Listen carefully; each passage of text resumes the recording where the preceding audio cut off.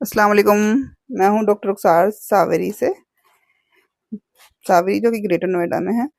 मेरे पास एक केस आया जो मैं आप लोगों के साथ डिस्कस करना चाहती हूँ। पेशेंट है इनफर्टिलिटी का, जिसको 8 से 10 साल हो गए शादी हुए हुए, लेकिन अभी प्रेगनेंसी नहीं है, कंसीव नहीं हुआ एक बार भी। तो उसकी जैसे मैंने पेशेंट की हिस्ट्री ली तो वो बता रहा था कि 8 से 10 साल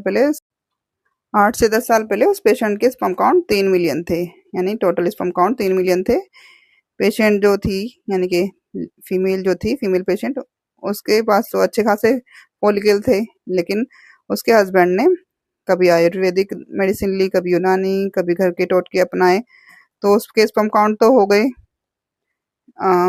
95 मिलियन तक, मॉर्फोलॉजी जीरो हो गई।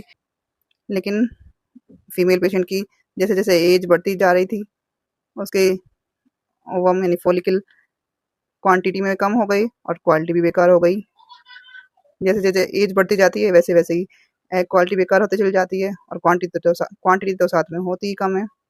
तो टाइम रहते प्रॉपर ट्रीटमेंट लेके लेट ट्वेंटीज़ में ही, जो कि सबसे फर्टाइल पीरियड होता है, उसमें ही कंसीव करने का ट्राई करना चाहिए। टाइम वेस्ट करने से कोई फ़ायदा नहीं है।